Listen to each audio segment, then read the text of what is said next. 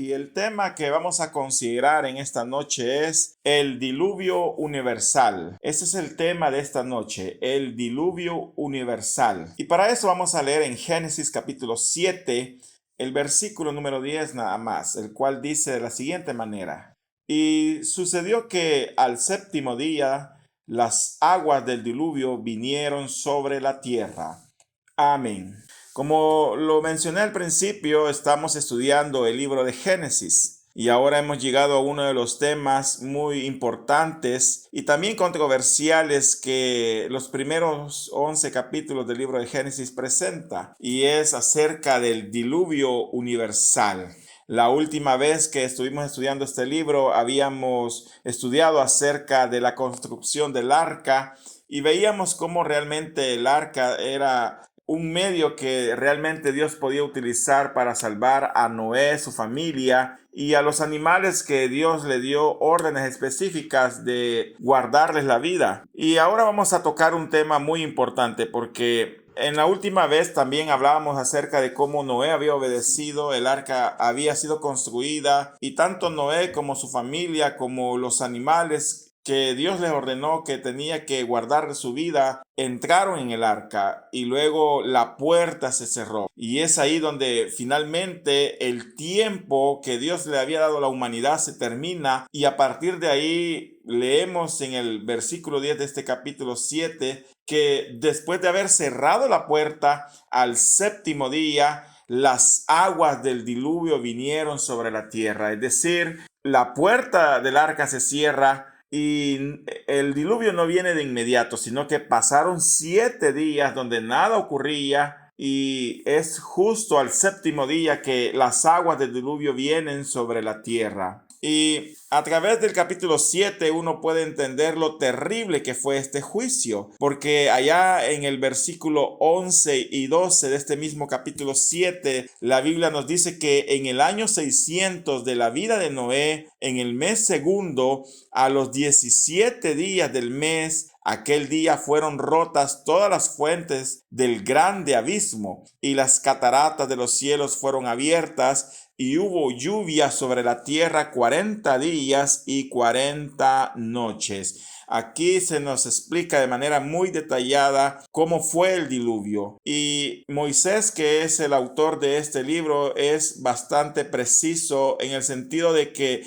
nos da incluso la fecha de cuándo ocurrió este evento, porque dice que fue en el año 600 de la vida de Noé, y es justo en el mes segundo de la vida de Noé, del año 600 de la vida de Noé, a los 17 días de este mes, que las aguas del diluvio vinieron sobre la tierra. Ahora, si entendemos cómo ocurrió esta inundación, esos versículos nos dan bastante información, porque dice que aquel día fueron rotas todas las fuentes del grande abismo. Y esto nos sugiere que la parte subterránea de la tierra poseía enormes cantidades de agua que hoy por hoy se han llegado a convertir en los océanos que dividen los continentes. De hecho, muchos creen que es debido a este cataclismo que ocurrió durante este momento que los continentes se separaron y son lo que hoy conocemos. Así que es interesante ver que realmente para inundar toda la tierra, no solo Dios hizo llover agua del cielo, sino que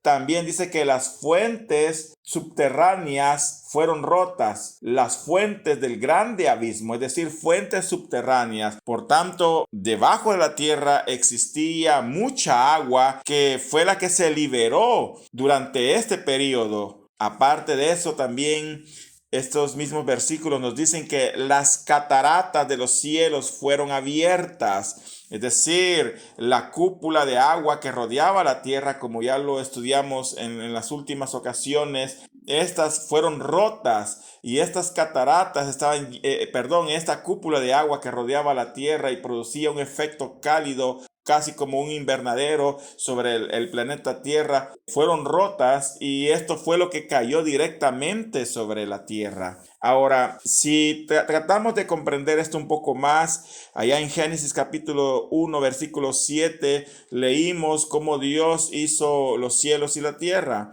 Y ahí dice que Dios hizo la expansión y separó las aguas que estaban debajo de la expansión de las aguas que estaban sobre la expansión. Entonces, veíamos en aquella ocasión que sugería que Dios había separado las aguas y había puesto aguas arriba de la expansión y por debajo de la expansión. De tal manera que, como ya lo estudiamos anteriormente, había una especie de cúpula o una especie de barrera de agua que cubría toda la tierra. Y es esta la que se rompe y cae sobre la tierra en forma de terribles cataratas que provocaron la inundación. Y no solo eso, sino que también dice que el abismo tenía muchas aguas y eran aguas subterráneas que Dios abrió las fuentes de los abismos y estas fuentes fueron rotas y así también surgió del centro de la tierra mucha agua que contribuyó a la inundación total. Aparte de eso, también allá en Génesis capítulo 2, versículos 5 al 6, ahí se nos explica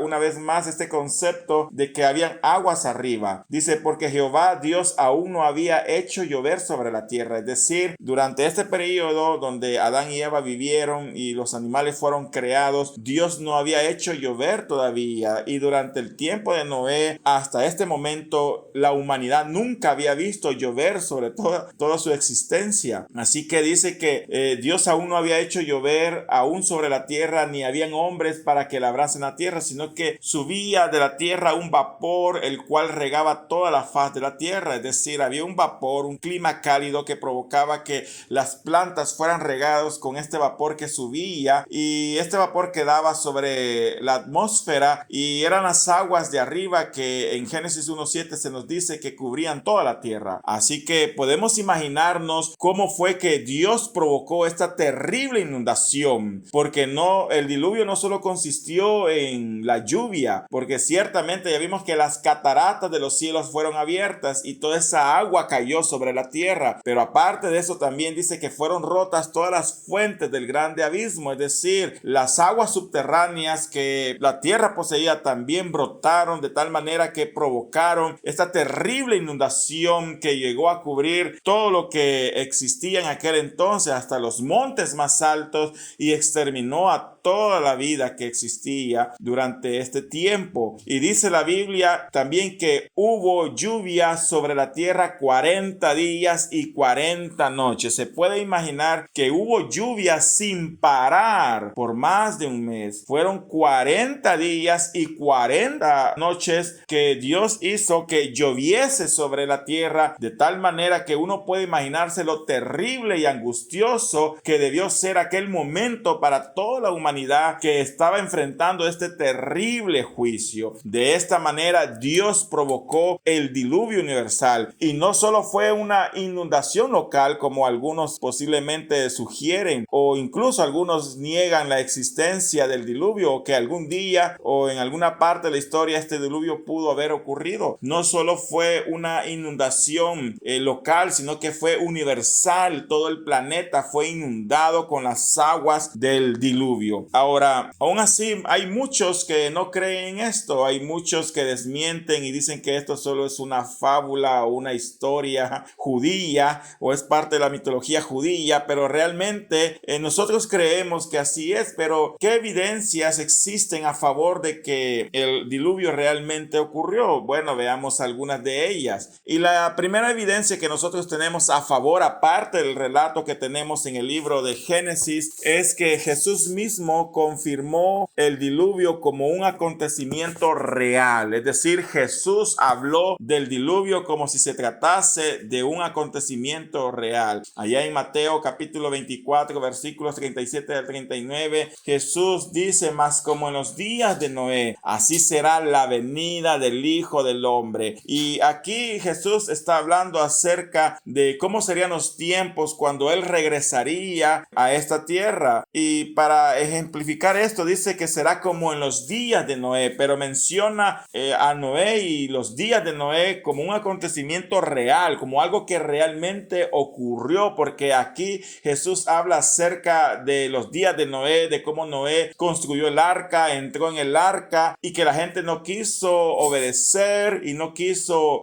atender el llamado de Dios, y al final vino el diluvio y se los llevó a todos. Así será, dice Jesús, la venida del Hijo del Hombre. Entonces vemos aquí que Jesús está utilizando la historia de Noé, del arca de Noé y del diluvio universal, y lo está usando como un acontecimiento real para comparar que de esa misma manera va a ser el tiempo cuando el Señor venga por segunda vez a esta tierra. Así que Jesús habló del diluvio como un acontecimiento real, y esta es una evidencia más acerca de que el diluvio realmente ocurrió. Aparte de eso, también la Biblia habla del diluvio en otros libros de la Biblia. No solo es un relato que aparece en el libro de Génesis. Por ejemplo, allá en Isaías 54:9 dice: porque esto me será como en los días de Noé, cuando juré que nunca más las aguas de Noé pasarían sobre la tierra. Así he jurado que no me enojaré contra ti ni te reñiré. Aquí Dios está prometiendo que jamás volvería a enojarse contra Israel, y que así como juró en los días de Noé que jamás destruiría la tierra con aguas del diluvio, así él juraría que nunca más volvería a reñir contra ellos. Así que si se dan cuenta, aquí la Biblia está hablando acerca del diluvio universal. Y no solo eso, sino que también hay otros pasajes de la Biblia, por ejemplo Salmos 29:10, Primera de Pedro 3:20, Segunda de Pedro capítulo 2 versículo 5, Segunda de Pedro capítulo 3 versículo del 5 al 6 y Hebreos 11:7. Son versículos donde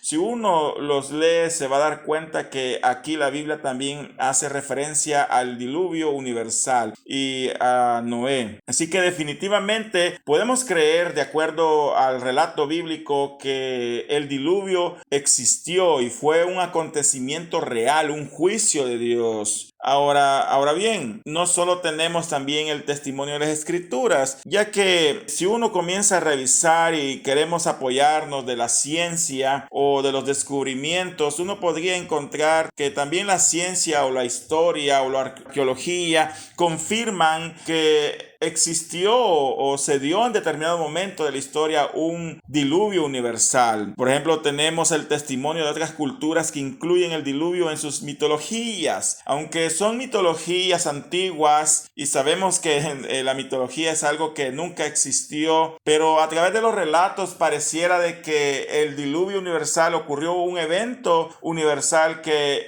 influyó en las diferentes culturas antiguas para relatarlo desde la perspectiva de ellos. Así encontramos historias similares de un hombre que avisado por los dioses, en este caso, fue llamado a construir un barco o un arca, y a través de esto se salvó y el resto de la humanidad pereció. Tenemos historias sumerias, historias en Babilonia de los fenicios, historias de los hindúes también que nos habla acerca de eso. Aparte de eso, también las culturas de América también tienen relatos acerca del diluvio, como los mayas, los aztecas, hablan acerca de inundaciones terribles que ocurrieron provocadas por los dioses. También la mitología griega nos habla acerca de una inundación terrible. Las culturas orientales como la china, la japonesa, culturas como las que existen en Hawái también tienen testimonios de cómo Dios o los dioses destruyeron la humanidad y la tierra a través de una inundación. En algunos casos son inundaciones mundiales, en otros casos son inundaciones locales. El Corán, por ejemplo, que es el libro sagrado del Islam, también habla acerca de un personaje muy parecido a Noé, donde Dios, que en el caso de ellos es Alá, ordena construir un arca donde él se salva junto con su familia. Entonces uno encuentra relatos alrededor de la historia, alrededor de las diferentes culturas que han existido, muy similares a lo que encontramos en la Biblia, lo cual nos pudiese sugerir que realmente el diluvio universal existió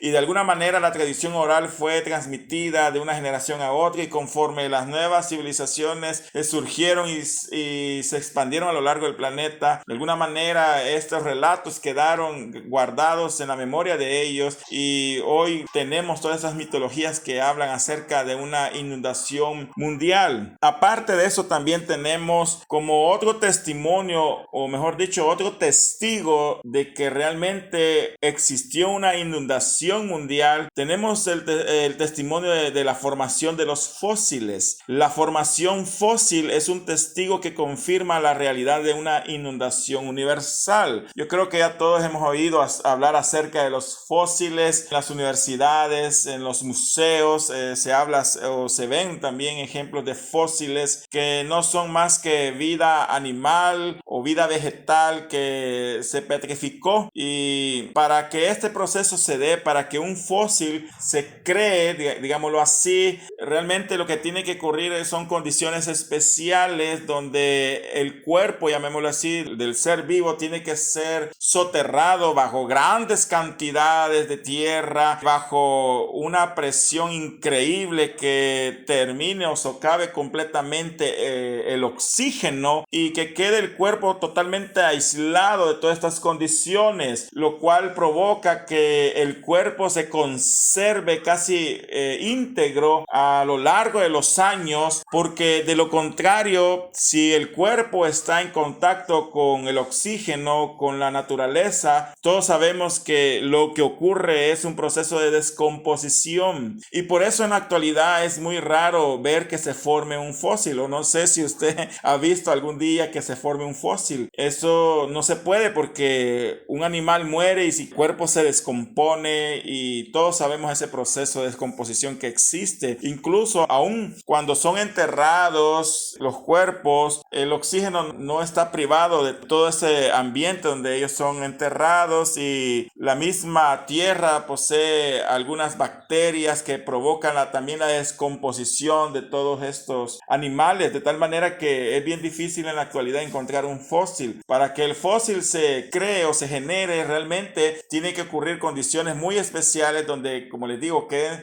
soterrados bajo tierra de tal forma que la presión es exagerada y el oxígeno es poco o casi nulo, y lo que provoca es que los cuerpos se conserven de esa manera, y eso es lo que ha ocurrido con los fósiles que han encontrado. Hay fósiles acerca de caracoles, de vida marina, de algunos animales, reptiles, de dinosaurios o incluso mamíferos que hoy por hoy se encuentran soterrados, y estos han sido encontrados por hombres de ciencia, y esto lo que hacen es sacarlos a la luz, y hoy están en los museos que todos conocemos. Pero la pregunta sería cómo se generaron todos estos fósiles, y la respuesta, o una respuesta muy razonable, podría ser el diluvio universal.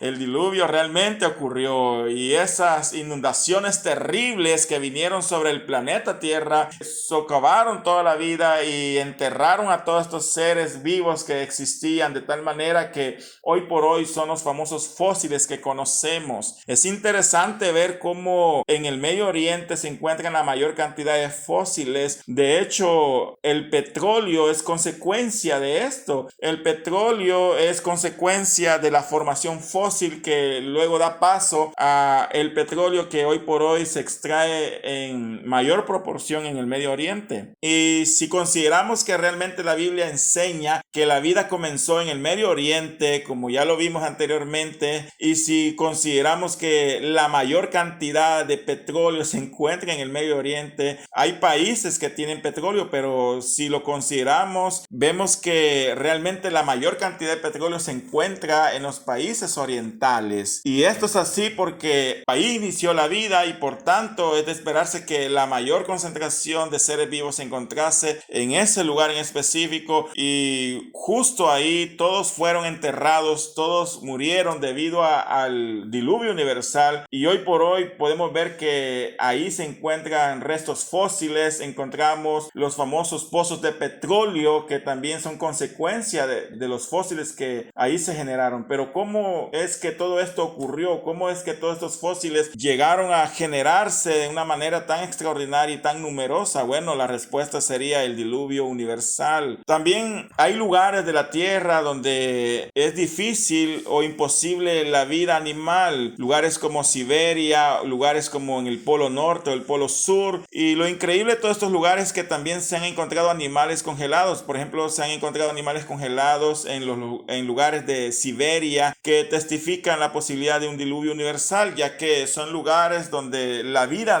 vegetal no se presta, pero curiosamente ahí se han encontrado animales que están congelados y que han sido descubiertos por los hombres de ciencia. Animales como el mamut o elefantes, lobos, especies de caballos, perros y toda esta clase de animales han sido descubiertos en Siberia totalmente congelados. Ahora, ¿cómo es posible que esta clase de animal que viven solo en ambientes cálidos, en ambientes donde hay vegetación, porque muchos son herbívoros, cómo es posible que estos animales se encuentren congelados y algunos de ellos hasta tienen hierba, han encontrado hierba en su estómago, en su boca, hierba fresca en lugares congelados donde no existe vegetación? En algunos casos han encontrado incluso orina dentro de los cuerpos de estos animales. ¿Y cómo es posible que se encuentren animales mamíferos en lugares helados de Siberia donde es imposible concebir la vida de los mamíferos? O incluso en desiertos como el Sahara se han encontrado fósiles de vida marina, de peces. ¿Cómo es posible que en esos desiertos donde lo menos que uno se imagina que va a encontrar es agua, vamos a encontrar fósiles de vida animal marina? Bueno, la respuesta es que antes estuvieron habitados por seres vivos y ocurrió un diluvio universal que provocó toda esta catástrofe a nivel mundial y muchos de estos animales quedaron soterrados y hoy se están descubriendo. Y de hecho, es debido a este diluvio universal, esta terrible catástrofe a nivel mundial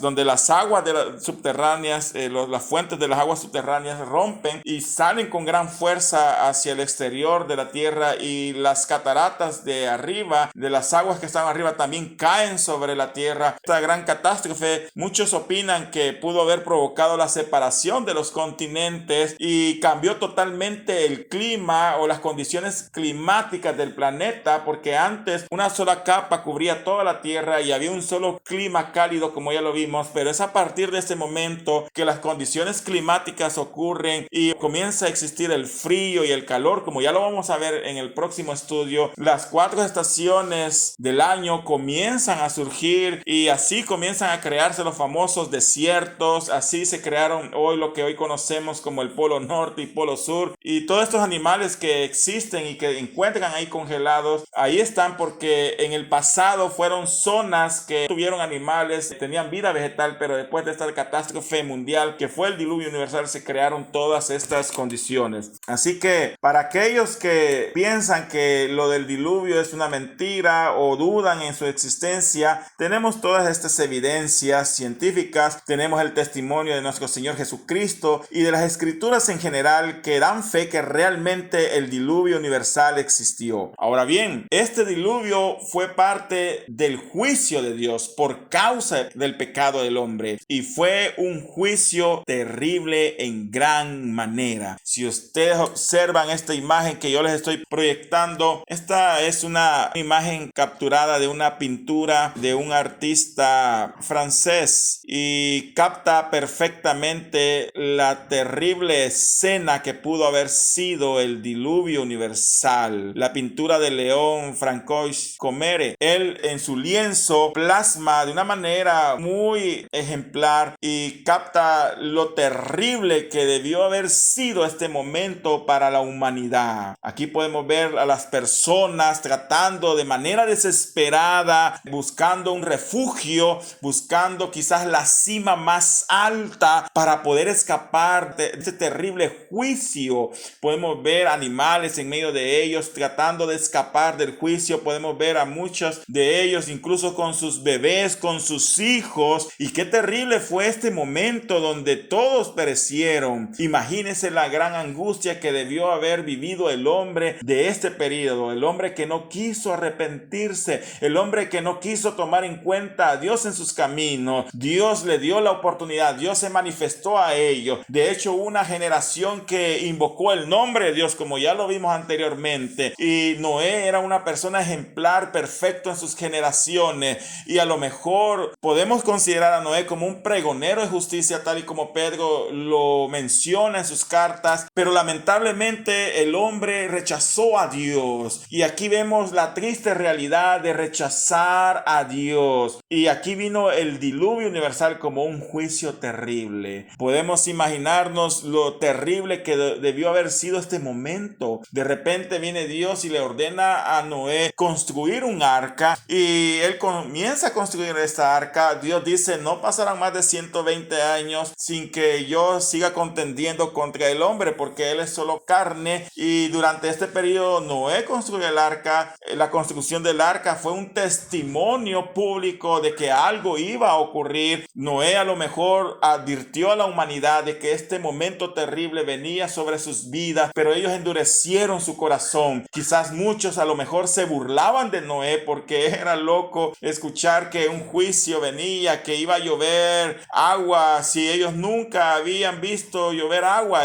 Para ellos era un fenómeno no natural, nunca, era inconcebible, y la verdad es que todo se veía normal, nada parecía fuera de lo común, más que Noé construyendo el arca y anunciando ese mensaje. Pero lo triste es que finalmente el tiempo se acaba. Noé entra en el arca junto con su familia, junto con los animales que Dios le ordenó que entrasen con él, y la puerta se cierra. Dios cierra la puerta, y después de eso pasaron 7 días, porque después que se cierra la puerta, quizás a lo mejor algunos estaban con la expectativa afuera a ver si pasaba algo. La puerta se cierra, pero nada pasa. Quizás muchos endurecieron aún más su corazón. Quizás muchos se burlaban de Noé, de que él y su familia estaban encerrados. Imagínense, no sé si el calor era desesperante dentro de esa arca, pero ahí estaba Noé, su familia, encerrados con tantos animales. Quizás a lo mejor muchas personas se burlaban de ellos, diciendo que estaban locos, que por qué estaban en esa arca si nada pasaba. Pasó el día primero y nada pasó, pasó el día segundo y nada pasó, pasó el tercero, cuarto, quinto día y nada pasaba, y la gente quizás a lo mejor se burlaban de ellos. Y no sé, a lo mejor qué es lo que pensaba Noé mientras estaba en esa arca. Todo eso nos enseña que la verdad es que nosotros como creyentes debemos saber esperar pacientemente en la voluntad de Dios, porque Noé lo hizo. Noé esperó, no salió del arca, él no se dio por vencido, sino que siguió creyendo en Dios. Vino el 6º día y nada pasó, pero fue hasta el día 7º que el diluvio vino sobre la humanidad. De repente las cataratas del cielo se abren y caen terriblemente sobre la tierra. Comienza a llover, el hombre comienza a experimentar por primera vez lo que es la lluvia, y eso debió llenarlos de pánico. De repente las fuentes del abismo son rotas y las aguas subterráneas comienzan a brotar en terribles cantidades que provocaban grandes inundaciones locales. Podemos imaginarnos la angustia de los hombres, y podemos imaginarnos la expectativa temerosa que cada uno de ellos tenía al ver que no paraba de llover, porque llovió durante 40 días y 40 noches. Podemos imaginarnos que quizás a lo mejor por las terribles tormentas todo el planeta, mejor dicho, se oscureció, las nubes se pusieron oscuras y era una gran oscuridad, y aquel hombre sintiendo solo la lluvia, y que día tras día llovía y no paraba de llover. Las fuentes del abismo se rompieron también, y comenzó el nivel del agua poco a poco a subir. De ahí muchos a lo mejor comenzaron a desesperarse, comenzaron a huir a los montes más altos, y llegaron a los picos más altos de los montes que encontraron. Pero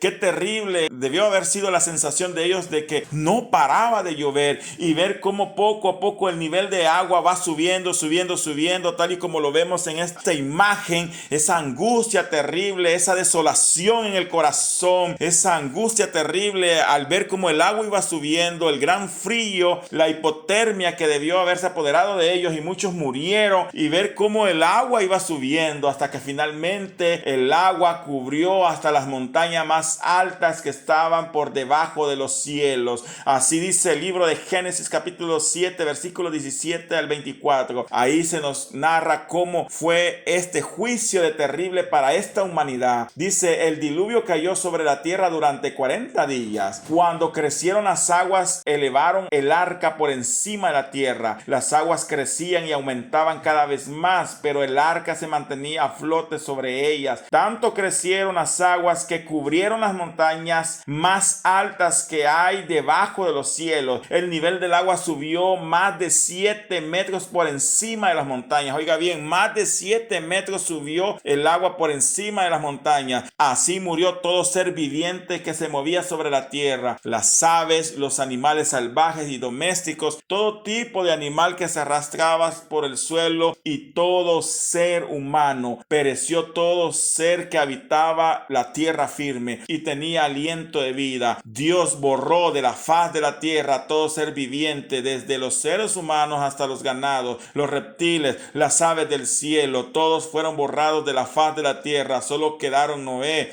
y los que estaban con él en el arca, y la tierra quedó inundada 150 días. Oiga, qué terrible fue este momento donde la gente quizás a lo mejor subió a las colinas, a las montañas, a los picos más altos con la esperanza de salvarse, pero qué terrible haber sido ver a sus familiares morir ahogados y ver cómo el agua poco a poco iba subiendo hasta finalmente alcanzarlo. Y qué terrible haber sido haber visualizado a lo lejos el arca flotando, esa arca que pudo haber sido su método de salvación, pudo haber sido su salvación, pero que ellos negaron entrar en ella, que ellos negaron que estaba dentro de los propósitos de Dios que Noé construyese esa arca para poder salvarlos. Ellos cerraron su corazón. Pero qué terrible momento fue ese, donde al enfrentarse a la realidad del juicio de Dios, ver a lo lejos el arca, que era un terrible recordatorio del error que cometieron al rechazar la oportunidad que Dios les dio en vida para salvarse. Y esto nos muestra lo triste que debe ser la condenación eterna, porque ahora Dios trata de que a través del evangelio el hombre venga a él, pero muchos se niegan a llegar a él. De hecho, hoy los días que vivimos no son muy diferentes a los días que Noé experimentó, y el mismo Señor Jesús lo dijo. Jesús dijo allá en Mateo capítulo 24 versículo 37 al 39: mas como en los días de Noé, así será la venida del Hijo del Hombre, porque como en los días antes del diluvio estaban comiendo y bebiendo, casándose y dándose en casamiento, hasta el día en que Noé entró en el arca, y no entendieron hasta que vino el diluvio y se los llevó a todos, así será también la venida del Hijo del Hombre. Qué triste es saber para esta humanidad que el evangelio se predica, que la oportunidad de arrepentirse existe, de que se les predica la realidad de la condenación eterna, de un juicio terrible que viene,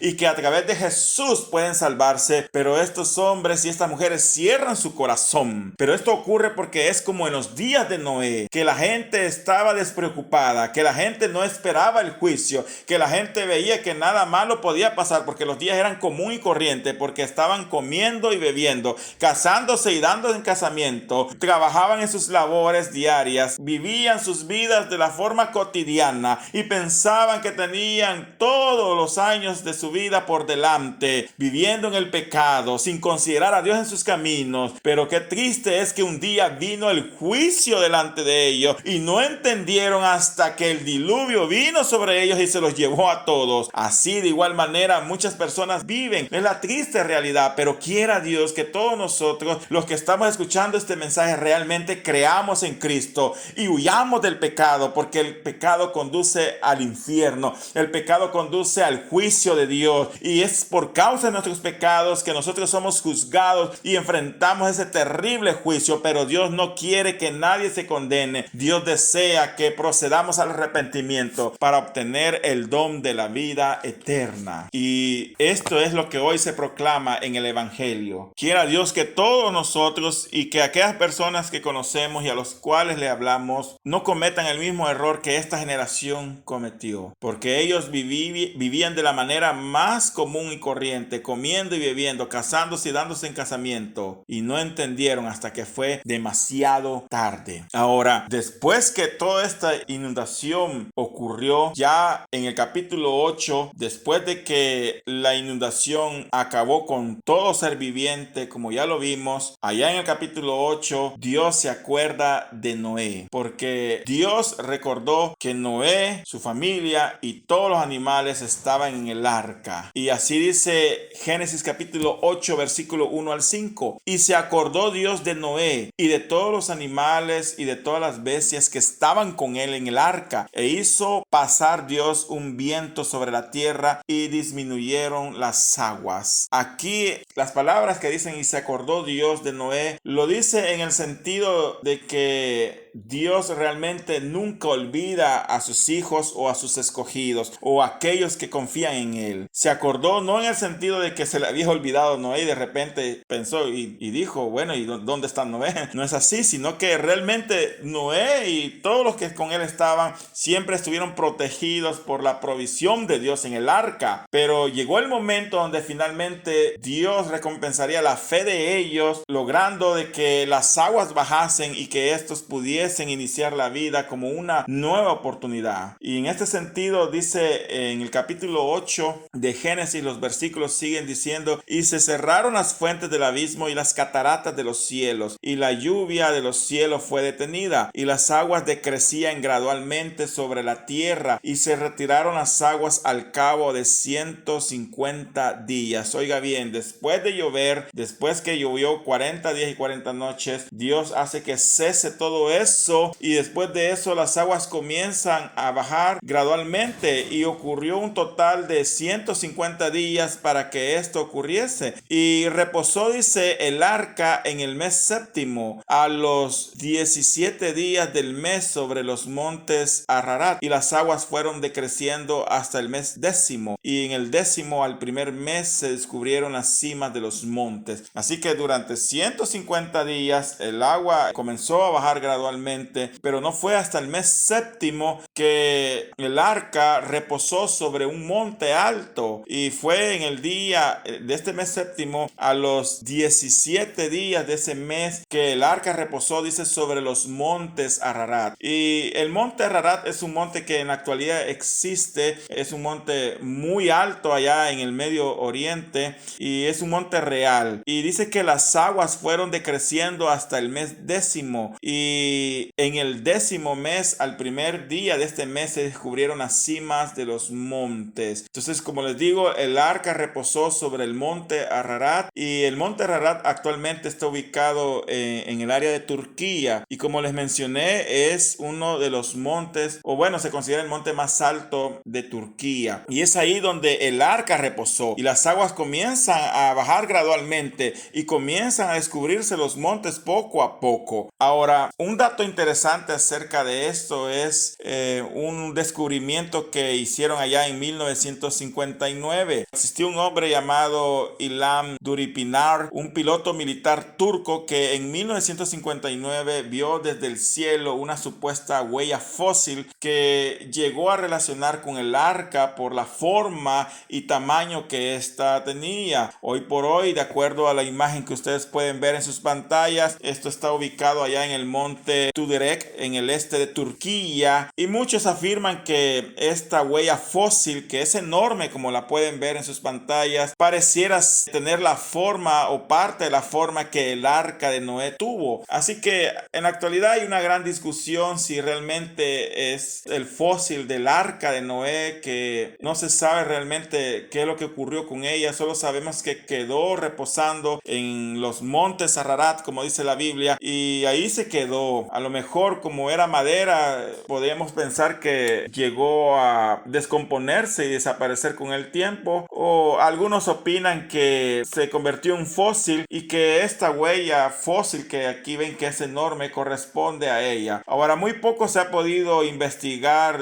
acerca de este descubrimiento de este gran fósil que ustedes ven en sus pantallas, ya que actualmente está en un país turco y no es muy fácil que los científicos o arqueólogos puedan llegar a este lugar, ya que es una zona militar. Pero realmente está este detalle que yo les quería mencionar. Ahora bien, todo este acontecimiento terrible ocurrió y nosotros creemos que el diluvio universal fue una realidad. Existe evidencia fósil, existe en las mitologías de otras culturas que narran acontecimientos parecidos que podían confirmar este evento, pero realmente nosotros creemos en la Biblia como una fuente de autoridad divina y suficiente para creer que lo que ahí está escrito es realidad. Y sí, realmente el diluvio ocurrió y hemos visto lo terrible que fue este evento. El juicio de Dios fue terrible y perecieron todos de una manera muy terrible, que si lo imaginamos es una situación tremendamente terrible. Pero también por otro lado debemos entender que el juicio de Dios es real. Hoy por hoy lamentablemente el hombre no repara en sus pecados, el hombre no reflexiona sobre el camino de maldad que lleva. Muchos persisten en su maldad pensando que sus pecados jamás los alcanzarán, pero la realidad es que tarde o temprano sus pecados lo alcanzarán. Si usted muere en sus pecados, lo único que le queda es la realidad del infierno, la condenación eterna, y es un lugar terrible de juicio donde la humanidad pagará por sus pecados. Pero el deseo de Dios es que todos nos salvemos por medio de Jesucristo, porque Dios tiene un plan diferente para cada uno de nosotros. Dios tenía en sus planes preservar a la humanidad. Dios pudo haber tomado la decisión en aquel momento de exterminar a toda la humanidad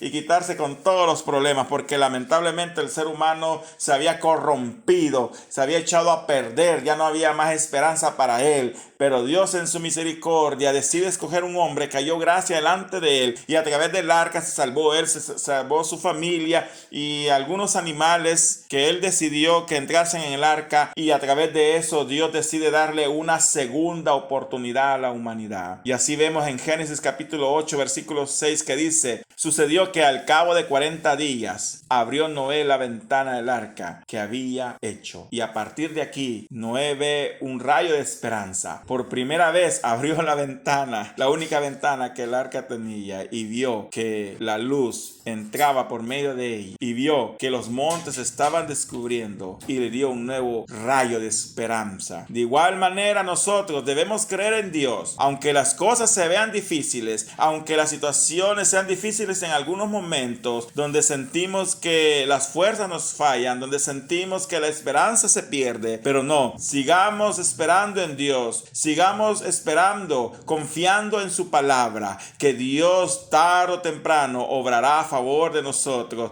y el sol de justicia brillará en nuestras vidas. Así ocurrió con Noé. Él esperó pacientemente, y al cabo de 40 días, después que el arca se asentó en un lugar firme, al cabo de 40 días, Noé abrió la ventana. No fue de inmediato, no fue que el arca encalló y todos salieron, no. Imagínense, después de eso esperaron 40 días hasta que finalmente Noé abrió la ventana y pudo ver que las aguas habían descendido. Así que Dios definitivamente tiene control de todas las cosas, y ahora en la actualidad, tal vez a lo mejor, como les dije, podemos atravesar muchas dificultades, podemos ver cómo la maldad crece, podemos ver cómo el impío o el malvado no recibe su castigo, podemos ver cómo los injustos prosperan, y nosotros podríamos preguntarnos si realmente vale la pena seguir adelante, si realmente vale la pena seguir a Dios, porque en lugar de prosperar, quizás a lo mejor algunos pueden verse en pruebas, en situaciones difíciles, y aquellos que hacen el mal pareciera que nada malo les pasa, pero eso no es es así. Nosotros confiemos en Dios, apartémonos del mal, y aunque el hombre malvado no quiera reconocer sus pecados y por voluntad propia deciden ir por su camino de maldad, sabemos que ese camino les conducirá a la muerte eterna. Pero nosotros sigamos el camino estrecho, sigamos el camino difícil, sirviéndole a Dios con la confianza plenamente puesta en Él, sabiendo que nuestro trabajo en la obra del Señor no es en vano, y un día Dios nos recompensará. Un día veremos la gloria de Dios. Un día nuestras penas, nuestras cargas, nuestras angustias terminarán, porque disfrutaremos al máximo de la salvación que Dios tiene preparado para nosotros en la eternidad. Hoy por hoy podemos disfrutar de esa salvación porque Dios nos da su Espíritu Santo para que Él nos acompañe a lo largo de toda esta vida, y Él nos da la fuerza, la fortaleza para seguir adelante. Pero un día veremos cara a cara a nuestro Señor. Un día estaremos delante de su gloria eterna y todo quedará atrás. Pero tristemente aquellos que no reciban a Cristo en su corazón, que no se arrepientan en sus corazones de sus pecados, todos ellos irán rumbo a la destrucción. Aunque ahora parezca no haber consecuencias, pero las habrá. Aquí hemos visto cómo esta generación pasaron 120 años en los que pudieron haberse arrepentido y no lo hicieron, y luego vino el terrible juicio sobre ellos, que duró 40 días y 40 noches,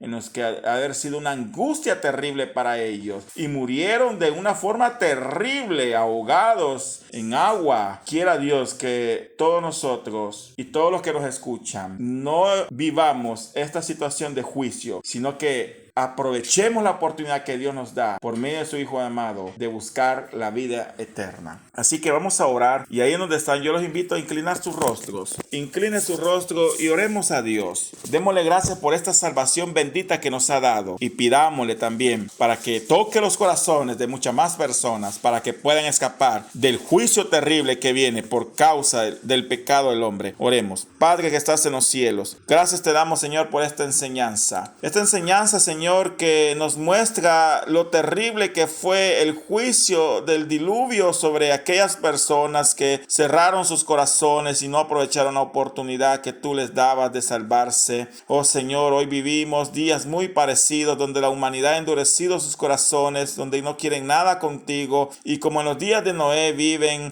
casándose y dándose en casamiento, comiendo, bebiendo, disfrutando de los placeres temporales de este mundo, pensando que tienen una vida por delante, porque nada pasa, porque a sus ojos no hay señales que les advierta que un juicio terrible viene sobre ellos. Pero yo te pido por estas personas para que tú toques sus corazones, que ellos puedan proceder al arrepentimiento y salvarse, Señor, porque tú no quieres que nadie se condene, tú quieres que todos procedan al arrepentimiento. Por eso, Señor, predicamos el Evangelio de Jesucristo para que muchos de ellos puedan salvarse. Usa nuestras vidas, Señor, para que este mensaje pueda llegar a muchas personas y muchos puedan ser tocados por tu gracia y salvarse de este juicio terrible que viene sobre ellos, Señor. En el nombre de Jesús, bendice a las personas que están conectadas, Señor. Te alabamos y te bendecimos porque tú eres bueno, Señor, y para siempre es tu misericordia. En el nombre de Jesús te lo pedimos todo, Señor. Gracias por la oportunidad que nos has regalado de estar conectados acá. Gracias, Señor. Amén y amén.